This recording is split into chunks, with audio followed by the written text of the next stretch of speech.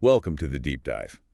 Today we're navigating the somewhat hidden, yet absolutely vital world of education in purchasing and supply chain management. That's right. It's crucial stuff. We've got a really rich collection of information from the International Federation of Purchasing and Supply Management, that's IFPSM, focusing on their global standards and accreditation programs. Yeah, we're looking at their website info mainly. Think of this as your fast track to understanding what truly signifies a high-quality education in this essential field.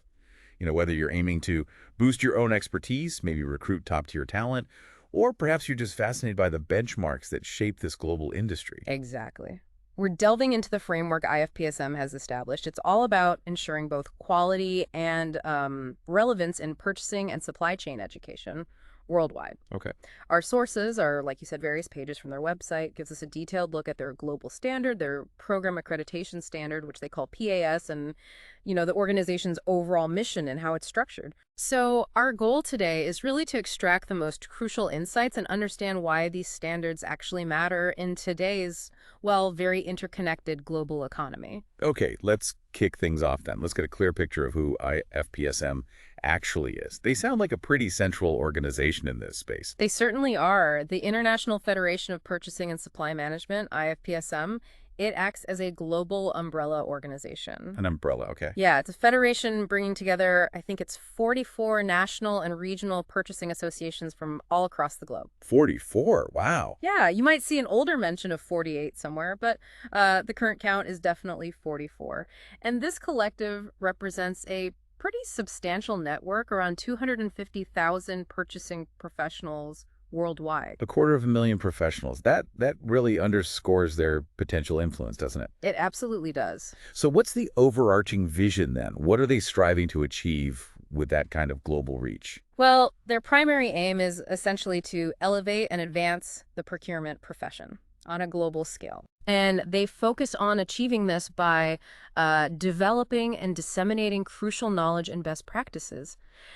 The underlying idea is that by improving how purchasing and supply management are done, they can contribute to more effective business operations and ultimately, to a higher standard of living globally. That's a significant mission. So if you're an organization or maybe an individual working in purchasing and supply chain, how do you actually engage with this global network? Right. So membership is primarily through the national and regional professional associations. Oh, So as an individual, you typically join your country's purchasing association, and that association would likely be a member of IFPSM. I see. What's interesting, too, is that universities can also become affiliate members. Oh, really? Yeah, which highlights their commitment to strengthening the ties between, academic learning and the professional landscape.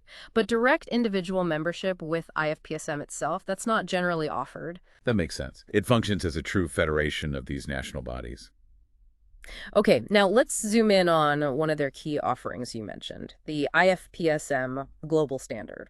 What exactly is that? Okay, the global standard. It's a benchmark for quality, specifically designed for educational programs in purchasing and supply chain management that are at a first-degree level or higher.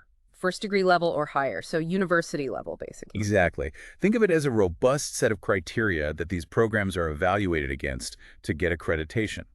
And that accreditation signifies, a certain level of excellence. So it's like a mark of high quality for university programs in this field. What are some of the sort of core characteristics that define this standard? Well, several key features really stand out. First, it's outcomes-based and flexible. Outcomes-based, meaning? Meaning it doesn't prescribe a super rigid curriculum or like one specific teaching method. Instead, it focuses on the specific knowledge, skills, and abilities that graduates of an accredited program should actually possess. Oh, okay. This allows educational institutions to tailor their programs to local industry needs, maybe local innovations, while still meeting that overarching global benchmark. That flexibility is pretty crucial in a global setting where, specific demands can vary quite a bit.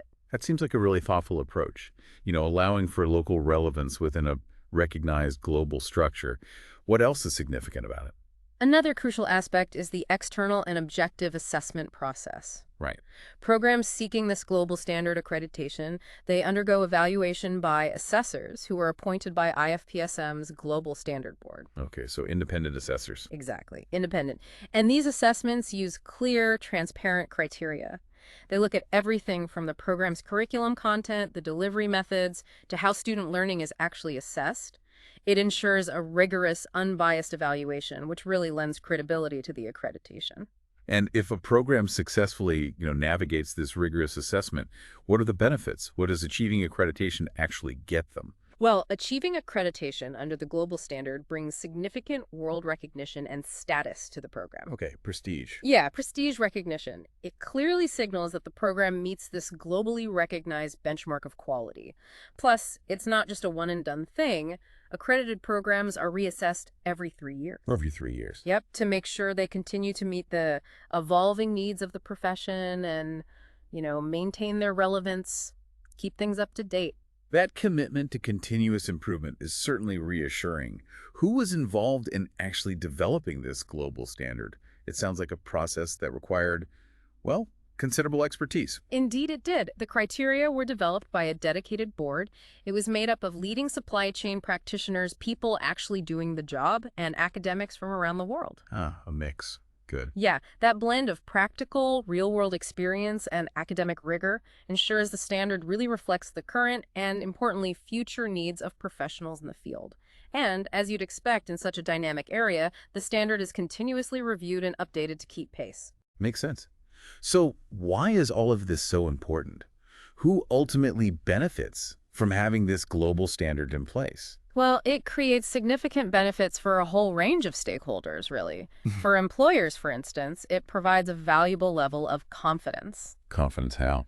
Confidence that potential employees who've graduated from a global standard accredited program actually possess a core foundation of essential knowledge and skills, and that those skills have been effectively taught and rigorously assessed. Right, so it could streamline hiring a bit. Exactly. It can streamline the hiring process and maybe reduce the risk of hiring someone who isn't quite up to snuff. That's a considerable advantage for organizations.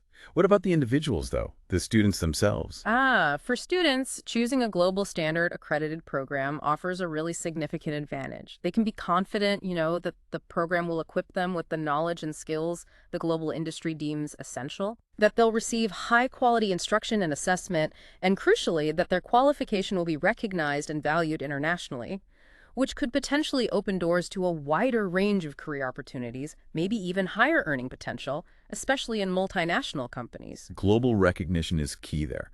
And finally, what's the value proposition for the program providers, the universities and educational institutions? For them, achieving the global standard offers powerful external validation of their program's quality and relevance. Like a stamp of approval. Exactly. It provides a robust framework for continuous improvement and assures them they're effectively meeting industry needs. They can also, leverage the accreditation as a key differentiator.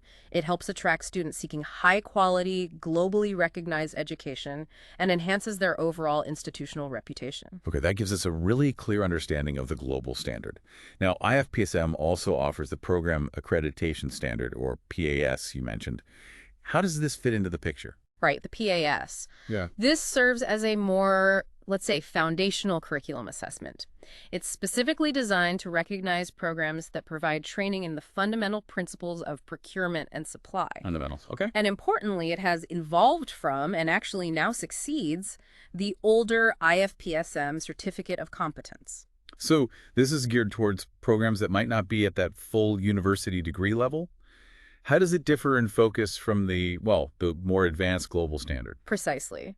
While the global standard targets programs with that intellectual rigor equivalent to at least a bachelor's degree, the PAS is designed for programs that often operate at maybe a slightly lower academic level. This could include shorter, more focused programs, or those covering a broader range of introductory subject areas within procurement and supply. Okay. But it's important to note there's still a minimum requirement. You need at least 150 dedicated learning hours, specifically in procurement and or supply chain management for PAS. 150 hours minimum. So while the global standard emphasizes that deeper knowledge at a higher academic level, the PAS focuses more on ensuring a solid base of understanding, maybe across a wider spectrum of programs. That's a very accurate way to put it, yeah. The primary emphasis of the PAS isn't solely on the specific content, like the global standard, but rather more on the overall structure and the processes involved in delivering a high-quality learning experience. Structure and process. Yeah, it's about confirming the program's relevance to current industry practices, its use of an applicable and up-to-date structure and content, the robustness of its assessment methods, and also its adaptability to the global business environment. So what does achieving PAS accreditation actually signify for a program provider then? Earning PAS accreditation essentially assures stakeholders that the program meets these key criteria for delivering an effective learning experience in the fundamentals of procurement and supply. It acts as a recognized indicator of a commitment to providing high-quality foundational education in this critical field. Okay, so we have these two distinct, yet sort of related standards. The global standard and the PAS. How do they connect? Is the PAS maybe a stepping stone for programs aiming for the global standard later? Well, while it's not necessarily a direct formal stepping stone like that, they do cater to different segments of the education and training landscape. Different segments, right? The global standard is clearly aimed at those more advanced degree equivalent programs. Whereas the PAS offers a valuable form of recognition for foundational learning, you could kind of view the PAS as providing a pathway for a broader range of educational offerings, maybe vocational courses, shorter certificates to gain recognition for their quality in delivering essential knowledge and skills. That clarifies their relationship quite well, Yeah. offering different tiers of recognition for different types of educational programs. Yeah. Now, who's responsible for all this? Who oversees the development, the implementation, the maintenance of these pretty important standards? Now, both the global standard and the PAS fall under the overall governance of IFPSM. More specifically, the global standard is overseen by its own dedicated global standard board. Right. And the detailed criteria for both standards, they're developed and are subject to ongoing review by international experts who bring, a wealth of knowledge and experience in the field. And we even have some insight into who these experts are, don't we? I think the IFPSM board members list for 2024 gives us a glimpse of this global representation. Precisely. The 2024 IFTSM board, it includes representatives from a really diverse range of national associations spanning different geographical regions: Africa, Asia Pacific, the Americas, Europe. Oh. We see representation from esteemed organizations like the Kenya Institute of Supplies Management, the China Federation of Logistics and Purchasing, Associazione Italiana Acquisti e Supply Management in Italy, just to name a few. So truly global. Absolutely. And additionally, there are affiliate members on the board, which again highlights that important collaboration between professional bodies and academic institutions. This diversity isn't just about having members from different countries. It actively ensures the standards are relevant and applicable across a wide range of economic, regulatory, and, cultural contexts within the global supply chain. It really emphasizes the truly international and collaborative nature of these standards. Yeah. So bringing it back to you, our listener, what are the tangible, practical implications of all this? How does understanding these standards affect, say, educational institutions, individuals looking to advance their careers, and the employers who hire them? Yeah, good question. For educational institutions, achieving either the global standard or PAS accreditation can significantly enhance their program's credibility and visibility. Make them stand out. Exactly. Makes them a more attractive choice for prospective students who are looking for recognized, reputable qualifications. It signals a clear commitment to meeting international benchmarks of quality and industry relevance. And for individuals, people aiming to build or advance their careers in this vital field. For individuals, selecting a program that has earned either of these accreditations can substantially boost their employability and career prospects. It gives them globally recognized qualifications, effectively signaling to potential employers that they've received an education meeting rigorous international benchmarks. Which must be helpful internationally. Hugely helpful, especially in today's increasingly globalized job market. It could potentially facilitate easier international job applications, for sure. And finally, what's the payoff for the employers, the ones seeking to recruit skilled professionals in this area? For employers, these accreditations serve as a really valuable, reliable benchmark for evaluating the quality of potential hires' educational backgrounds. A shortcut, maybe. Kind of, yeah. They provide a higher degree of confidence that graduates from accredited programs possess a defined level of relevant knowledge and competence that's been rigorously assessed. This can streamline their recruitment processes, help ensure they're hiring individuals who are well prepared to contribute effectively right away. So yeah, if you're a hiring manager looking for that global standard or PAS accreditation on a CV, could be a smart move. Okay, so to bring our deep dive to a close, what would you say is the core takeaway regarding IFPSM's standards? What's the main point? I think the fundamental takeaway is that IFPSM plays a truly critical role in establishing and upholding standards of excellence in procurement and supply chain education globally. It does this through its global standard and its program accreditation standard. Right. These initiatives are really designed to ensure that educational programs are not only relevant and high quality, but also enjoy international recognition, and that ultimately provides significant benefits to professionals, to employers, and to the purchasing and supply chain management industry as a whole. That's a really insightful summary. It highlights the importance of these global benchmarks in such an interconnected field. On that note, here's a final thought for you, our listener, to consider. Given the deeply interconnected nature of global supply chains today, how might the increasing adoption and recognition of these international standards shape the future of procurement and supply chain careers and the international mobility of talent?